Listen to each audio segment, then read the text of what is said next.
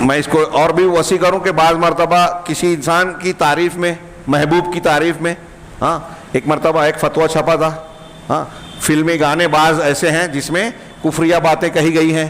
مجھے ایک یاد ہے اس میں کہ خدا بھی جب زمین سے، آسمان سے جب زمین پر دیکھتا ہوگا، ایسا کچھ الفاظ تھے.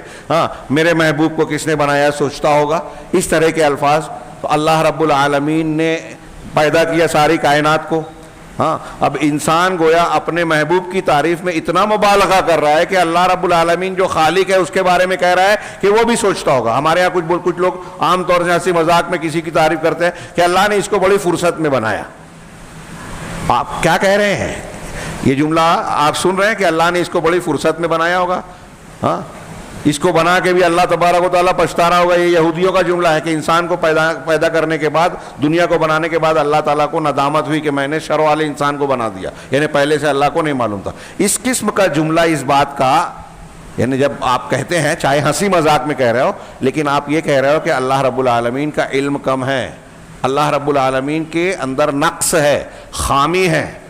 ہاں فرصت سے بنایا مطلب اس کو بنانے کے لیے کچھ سوچنا پڑا، غور و فکر کرنا پڑا، دقت اور پریشانی پیش آئی. قرآن کہتا ہے انما امرہ اذا اراد شیئا ان یقول لہ کن فیکن. اس کا معاملہ تو یہ ہے کہ جب وہ کسی چیز کا ارادہ فرماتا ہے تو کہتا ہے کن، ہو جا، تو وہ چیز ہو جاتی ہے. وہ آسمان زمین پیڑ پودے اور کوئی ہمارے اعتبار سے کتنی بھی مشکل چیز نظر آ رہی ہے، اللہ کے لیے کوئی چیز مشکل نہیں ہے. لیکن جب بندہ یہ کہہ رہا ہے کہ وہ سوچتا ہوگا، سوچ کر بنایا ہوگا، یا اسے خود حیرت ہوئی ہے، تو وہ کفر کی بات کہہ رہا ہے زبان سے، نعوذ باللہ من ذالک. اس قسم کی باتوں میں ہاں آدمی کو کتنا احتیاط. یہ شیخ نے جو کہا کہ کبھی ہنسی مذاق میں، ہاں مذاق اڑاتے ہوئے یا لطیفہ گوئی کرتے ہوئے، ہاں ایسی باتیں ہمارے ہاں اس طرح کے لطیفے مسلمانوں میں بیان کیے جاتے ہیں، ہنسنے ہنسانے والے. ہاں کہ فرشتے، ہاں فرشتے بھی جو ہے چوک گئے فلاں کو دیکھنے میں. ایک عورت کو میک اپ میں دیکھا کہ اس کی روح نکالنی ہے، اب اس کے بعد میں جب دیکھا تو پہچان ہی نہیں پایا. آپ فرشتے پر عیب لگا رہے ہو. کیا فرشتے اللہ کی وہ مخلوق ہے جو اس طرح کی غلطی کریں؟ اور ایک عورت یا آدمی کے موت کا جو وقت مقرر ہے اس قسم کی وجہ سے وہ آگے پیچھے ہو جائے گا؟ قرآن کہتا ہے کہ جب کسی کی موت کا وقت آتا ہے تو نہ ایک لمحہ آگے ہوتا ہے نہ پیچھے ہوتا ہے.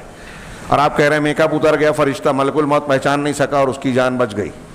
انا للہ و انا الیہ. یہ ساری چیزیں اللہ، رسول، قرآن، حدیث، ہاں اور فرشتے یا ہماری ایمانیات کی چیزیں ہیں. یہ اس درس میں یاد رکھیں اور اپنے گھر کے بچوں عورتوں کو بھی بتائیں، ارد گرد کے لوگوں کو، کہ یہ چیزیں ہمارے ہنسی مذاق کا موضوع ہرگز نہیں ہونا چاہیے. ان چیزوں سے متعلق لطیفے بھی نہیں بولنا چاہیے، بچنا چاہیے، ڈرنا چاہیے کہ کہیں ہم نے ایمانیات کی چیزوں کو مذاق بنایا. ہاں تو یہ کفر کی بات ہے. منافقین کا واقعہ ہے، سورہ توبہ میں پڑھیے. ہاں اس کی شان نزول میں ہے کہ بعض منافقین نے تبوک سے لوٹتے ہوئے اللہ کے رسول اور صحابہ کرام کی شان میں گستاخیاں کی، الٹا سیدھا کہا کہ یہ پیٹو ہیں، بزدل ہیں، ایسے ہیں ویسے ہیں. ہاں اور جب ایک صحابی نے کہا کہ تم نے یہ بات اللہ کے رسول اور صحابہ کو کہی ہے، میں آپ کی شکایت کروں گا، تو پیچھے پیچھے وہ منافق آیا کہ اللہ کے رسول صلی اللہ علیہ وسلم سے معذرت کرے. لیکن صحابی اور اس کے پہنچنے سے پہلے قرآن کی آیت نازل ہو چکی تھی، اور اللہ تعالیٰ نے اس آیت میں یہ کہا کہ جب تم ان سے پوچھو گے کہ ایسی باتیں کیوں کہی، تو کہیں گے کہ کنا نخوض و نلعب، ہم بس ہنسی مذاق کر رہے تھے، راستہ گزارنے کے لیے. روایت میں ہے کہ راستہ گزار کر، ہم بولتے ہیں نا ٹائم پاس کرنے کے لیے. ہاں تو ایسے ہی ہم اس طرح کی باتیں کر رہے تھے. تو اللہ نے کہا کہ ان سے کہو قل اب اللہ و آیاتہ و رسولہ کنتم تستہزئون لا تعتذروا فقد کفرتم بعد ایمانکم. ہاں تم ان سے کہو کہ کیا اللہ سے، اس کی آیتوں اور اس کے رسول کے اس کا تم مذاق اڑاتے ہو، اس کا مذاق کرتے ہو؟ آپ کوئی بہانہ اور عذر پیش نہ کرو. لا تعتذروا، کوئی بہانہ مت کرو. ہاں قد کفرتم بعد ایمانکم، تم نے ایمان کے بعد کفر کا ارتکاب کیا. ان چیزوں کا مذاق اڑانا کفر ہے.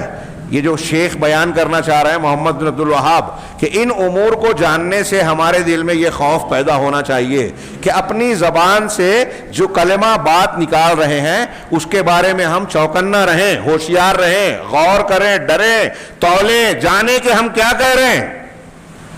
ورنہ ہمارے ایمان کو تباہ کرنے کے لیے ایک جملہ اور ایک بات بھی کافی ہو سکتی ہے.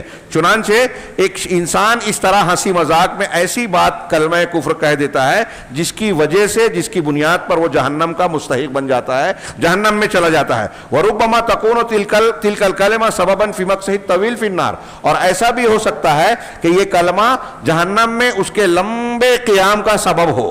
اگر وہ مسلمان ہے اور دل میں عقیدہ نہیں ہے، زبان سے صرف نکلا ہے، تو یہ ممکن ہے کہ وہ لمبا عرصہ جہنم میں جانا پڑے اسے. اور اگر اس کو عقیدہ بنا لیا، اس کفر کے کلمے کو دل میں لے آیا، دل میں وہ بات آ گئی، تو پھر ہمیشہ کے لیے جہنم میں ہوگا. والعیاذ باللہ. وفی هذا المعنى يقول النبی صلی اللہ علیہ وسلم، اس معنی میں نبی صلی اللہ علیہ وسلم کا فرمان ہے، بخاری مسلم کی حدیث ہے. آپ فرماتے ہیں ان العبد لا يتكلم بالكلمة ما يتبين فيها يزل بها في النار ابعد ما بين المشرق والمغرب. اللہ اکبر.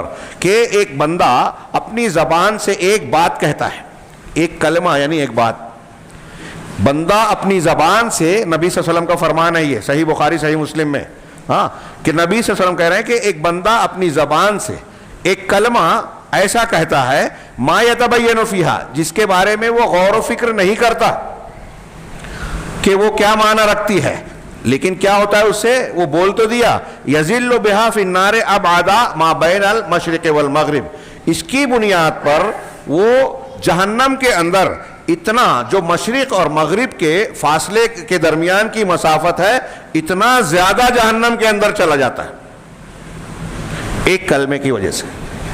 جیسے یہ جملہ ہے، ایسے ہی بخاری مسلم کی، بخاری وغیرہ کی دوسری حدیث بھی ہے کہ ایک آدمی ایک نیکی کی بات کہتا ہے اور اس پر کوئی توجہ نہیں دیتا کہ میں کیا کہہ رہا ہوں، وہ اس کلمے کی وجہ سے، نیکی کی کلمے کی وجہ سے جنت میں چلا جاتا ہے.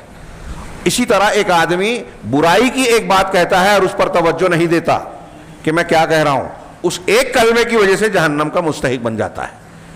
دونوں حدیثیں ایک دوسرے سے قریب قریب معنی کی ہیں. وَإِذَا